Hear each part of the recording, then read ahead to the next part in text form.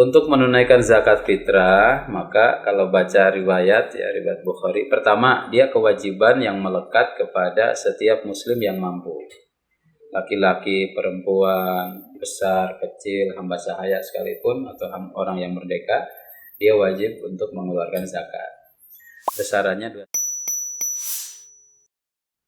Bismillahirrahmanirrahim. Assalamualaikum warahmatullahi wabarakatuh. Waalaikumsalam. Alhamdulillahirabbil alamin wassalatu wassalamu ala Rasulillah wa ala alihi wa ashabihi ila yaumil qiyamah. Alhamdulillah kita masuk di episode 20 Zat. 20 ya. Ya. Malam berarti nanti malam sudah masuk ke wilayah waktu itikaf. Masya Allah. Sudah bisa itikaf nanti malam. Menjelang menuju Lailatul Qadar. Lailatul Qadar. Mudah-mudahan insyaallah. Sudah ada rencana itikaf di mana Zat? Biasanya kita sama anak-anak di aqrabul masjid ilal bait. Aqrabul masjid atau sanggar. Ya karena masjidnya dibuka kayaknya di masjid ya. Di masjid ya, insyaallah taala. Siap. Ini kita ngelunasin hutang nih Sat. Kemarin kan saya nanya nih tentang zakat fitrah nih. Cuma waktu itu ditunda aja nih di satu podcast selanjutnya biar utuh gitu. Ternyata memang karena pembahasannya banyak nih tentang zakat fitrah nih Sat. Nah, tentang zakat fitrah nih Sat, yang biasanya ditanyakan nih waktunya itu kapan? Apakah dari awal Ramadan banget atau mepet-mepet Idul Fitri itu gimana? Iya. Teknisnya lah ya. Kalau waktu pengeluarannya saya baca ada beberapa tingkatan ya. Ada waktu jawaz, waktu boleh. Waktu boleh itu sehari 2 hari sebelum Idul Fitri. Hamin ya, Hamin 2, Hamin 3 sebelum Idul Fitri sudah boleh dikeluarkan. Kemudian ada mengatakan waktul wujub. Waktu wajib mengeluarkan zakat fitrah itu inda guru bisyamsi ghurrah Syawal. Ketika tenggelamnya matahari penanda masuk tanggal 1 Syawal. Sampai sesaat sebelum pelaksanaan sholat Idul Fitri.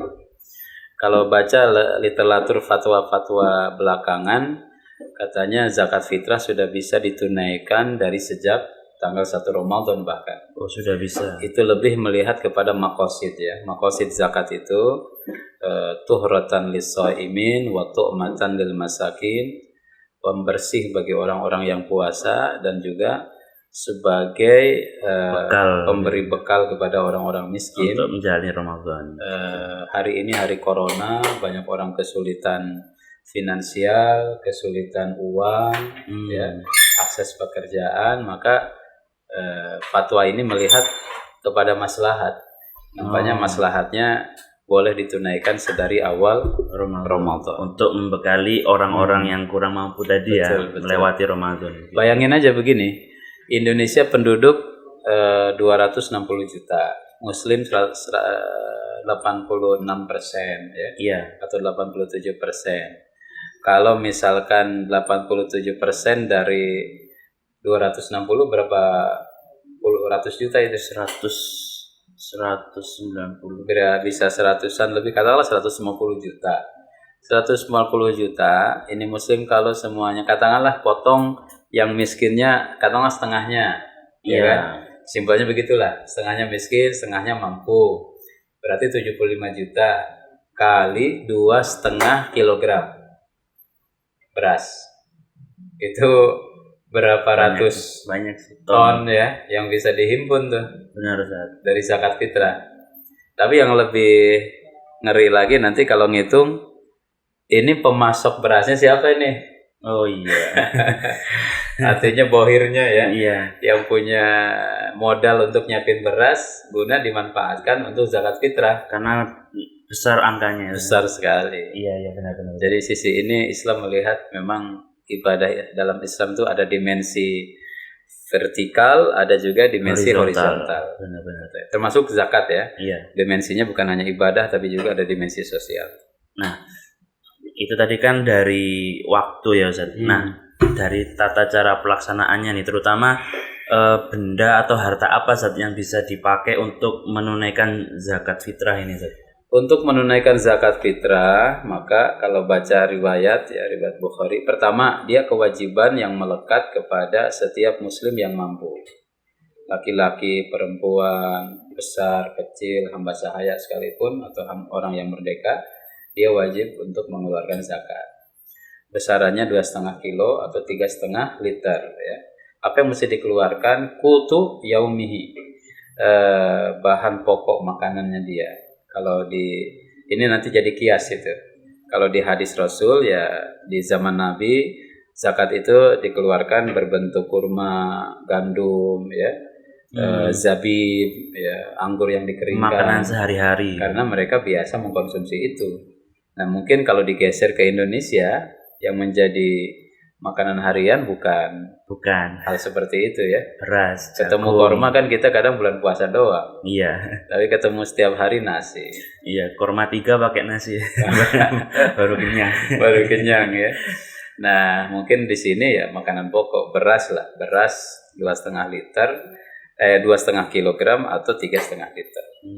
Dan mungkin kalau untuk teman-teman di timur mungkin jagung gitu ya. Ada jagung, ada sagu barangkali ya. Itu bisa ya juga jadikan untuk komunitas zakat ya. Selama itu menjadi qutu yaumihi atau qutul kaum, makanan pokok komunitas itu, masyarakat itu, lamani ya, tidak salah. Kias kepada apa yang dilakukan oleh Nabi. Iya.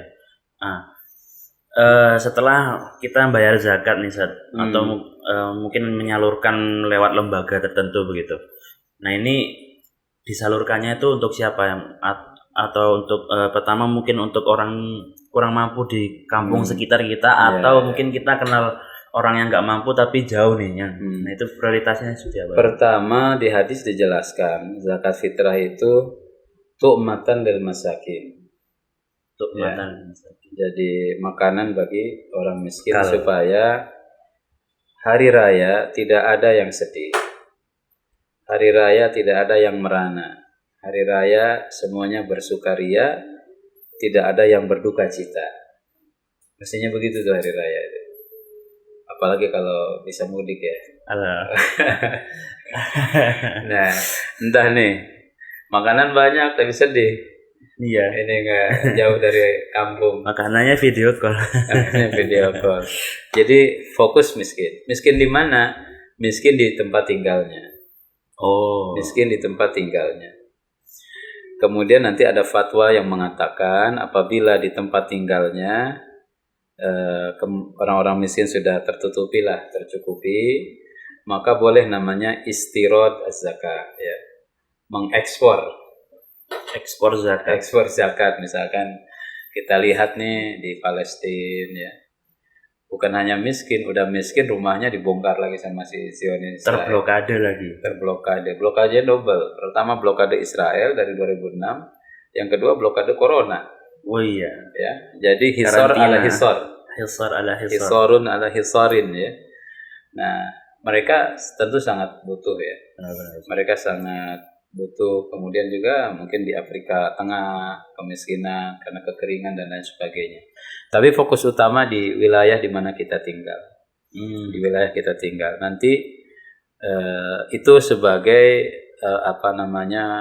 fokus pertama-tama. Jangan sampai tetangga sebelah kiri kanan tidak terperhatikan, tetapi orang-orang jauh diperhatikan. Benar. Islam tuh nggak bisa begitu. Berarti mulainya dari dekat ya. Iya. Makanya kan sempit keluar. Wa atul yatama dzawil qurba wal masakin wal jari dzil qurba wal jari dzil junubi wassahibi bil jambi wa bisabil. Jadi tetangga prioritas tetangga dekat dulu, kemudian tetangga jauh dan seterusnya. Dan itu kaidah umum dalam Islam ya, memberikan tuntunan kepada dalam kita semua hal dalam segala hal seperti itu. Tetangga dalam kebaikan. Termasuk kalau lebih dikerucutkan lebih dalam lagi. Ya mungkin kalau ada saudara kita, karena zakat kan nggak boleh untuk orang tua, untuk anak, untuk orang-orang yang kita tanggung, orang tua, anak, istri, nggak boleh suami bayar zakat ke istrinya, istrinya bayar zakat ke anaknya, sama muter aja deh. Tapi kalau istri bayar zakat kepada suaminya boleh. Oh boleh. Antum mudah-mudahan Allah takdirkan misalkan nikah sama seorang konglomerat, kemudian kita konglomerat juga, dia konglomerat, kita konglomerat, tapi konglomeratnya kita kondisi global melarat. Jadi istrinya boleh tuh bayar zakat sama suaminya. Itu dulu Ibnu Mas'ud, istrinya kan punya cukup harta, nanya sama suaminya, boleh nggak saya bayar zakat kepada engkau? Kata Ibnu Mas'ud, ya mungkin agak jaim juga, tanyain dulu deh sama Rasul gitu. Mungkin dia tahu hukumnya, cuman tanya deh sama Rasul. Nanya sama Rasulullah, kata Rasul SAW boleh zakat kepada suami. Kenapa? Karena istri tidak punya kewajiban menanggung suami, menafkahin suami, kecuali nafkah batin. Iya. Nafkah yang sifatnya dohir, maliyah, materi. Tapi kalau suami kan punya kewajiban nafkahin istrinya, nafkahin anaknya dan lain sebagainya. Iya. Suka ditanya juga, boleh nggak kita bayarin zakat orang tua nih? Iya betul, Ustaz. Sering itu, Ustaz. Ya, boleh. Misalkan orang tua, di mana orang tua tinggal di kampung, udah mak, telepon, zakatnya udah aku tunaikan di sini. Lebih baik lagi kalau zakat emak itu kita kirim ke sana tuh, biar emak itu bayar zakatnya di sana, di tempat dia tinggal kan. Iya. Jangan di sini, gitu. Benar. Kirim zakat ke sana, mak ini untuk zakat, ini untuk hadiah lebaran, ini buat beli ketupat, ini untuk bikin rendang, ini untuk bikin opor. Bagus tuh kalau begitu kan. Masya Allah. Jangan sampai nanti mudik bawanya cuman biskuit, apa tuh namanya, biskuit apa tuh? Iya. Kongguan yang ada keluarga. Dia pulang bawa ayam, bawa beras, bawa rengginang, bawa ini, bawa itu. Iya. Masih nggak seberapa, pulangnya kayak habis panen raya. Iya. Apalagi nggak mudik ya, Zat. Kemungkinan mudiknya kita pending deh. Benar. Nah, yang terakhir nih, Zat. Hikmahnya, Zat. Hikmah dalam zakat fitrah ini apa saja? Hikmahnya banyak kalau saya baca di fatwa ya. Pertama, dia tuhrotan lis-shaim, dan itu nas hadis. Tuhrotan lis-shaim minar rafas wal fusuq. Dia membersihkan kepada si yang puasa. Dia kayak model scanner lah gitu.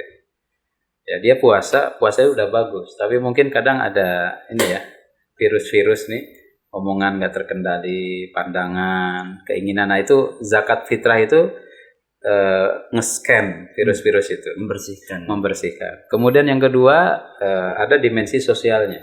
Kita membantu fakir miskin supaya di hari raya itu benar-benar raya, benar-benar bahagia, benar-benar sukacita sebagaimana yang kita rayakan gitu. Kemudian dimensi yang ketiga sebagai rasa syukur kepada Allah Subhanahu wa taala. 1 tahun Allah berikan kita kesehatan, Allah keselamatan, Allah hindarkan dari corona. 2020 ada sahabat kita masih ngobrol, lebaran bareng, halal bihalal. 2021 dia sudah tinggal nisannya, batu nisan. Ya Allah. Almarhum. Kita masih diberikan kesehatan nih. Nah, kita berbagi dengan yang lain. Iya. Dan dimensi-dimensi yang lainnya sangat banyak sekali. Negara sangat terbantu dengan zakat fitrah. Iya. Ya kan? Mengentaskan kemiskinan, kemudian memperpendek jurang jurang kemiskinan, dekadensi, dan itu dilakukan gap ya, langsung oleh rakyat ya. Oleh rakyat. Minimal ketika Idul Fitri, Kemensos nggak usah sebar-sebar bansos deh. Benar. Karena semua udah semua orang sama semua orang Muslim. Semua orang saling nge-share ya untuk membantu yang lain. Ya, sebelum saya tutup nih ada pertanyaan dari ini, saya nih kepikiran. Orang non Muslim boleh dapat apa enggak sih? Orang miskin kalau zakat, orang non Muslim kalau zakat nggak boleh. Oh, kalau zakat nggak boleh dia kalau zakat ya, itu nggak boleh dapat. Tapi kalau daging kurban, kemudian akikah, sedekah umum silakan. Tapi kalau zakat enggak. Oh, zakat memang dikhususkan dari dan untuk orang Muslim. Iya, dari dan untuk orang Muslim. Mungkin ini sistem yang dibuat oleh Allah Subhanahu wa taala untuk menjamin keberlangsungan ekonomi seorang Muslim. Kemudian juga ta'awun 'alal birri wat taqwanya supaya ada gitu. Benar. Dan merekatkan hati ya, Masya Allah. Sama Muslim. Tawassaw bil haqq wa tawassaw bis sabr juga. Baik, Ustaz, jazakumullah khairan. Kita sudah bahas zakat 2 hari ini ya. Kemudian bagi pemirsa yang masih bingung mau zakat, nah ini bisa tanya aja. Bisa lihat deskripsi juga di YouTube. atau di nanti ada IG tayang nggak IG? di Instagram, mungkin di Instagram ada ya info Iya, tentang iya. zakat, bisa tanya-tanya juga, dan kalau ingin menyalurkan zakat juga bisa di Sanggar Al-Quran. Sedikit juga teman-teman ini banyak yang mention ya dengan acara podcast ini. Ustaz, saya sudah like, saya sudah subscribe. iya, Wah, iya. Masya Allah, ini jazakumullah Terima khair ya. kasih banyak. Terima kasih. Mudah-mudahan dapat ilmu, dan kalau ada hal-hal yang kurang, ini teman-teman yang nonton ini tolong ingetin nih, mungkin salah dalil, kemudian juga ada Iya. salah istidlal ya. Benar, Ustaz. Itu tolong diingatkan kita supaya benar-benar berkualitas acara ini mencerahkan. Selanjutnya ya, insyaallah. untuk selanjutnya. Terima kasih para pemirsa semua, jazakumullah khairan Ustaz. Ketemu Wa nanti iyyakum. di podcast selanjutnya. Insyaallah. Wassalamualaikum warahmatullahi wabarakatuh. Waalaikumsalam warahmatullahi wabarakatuh. Alhamdulillah.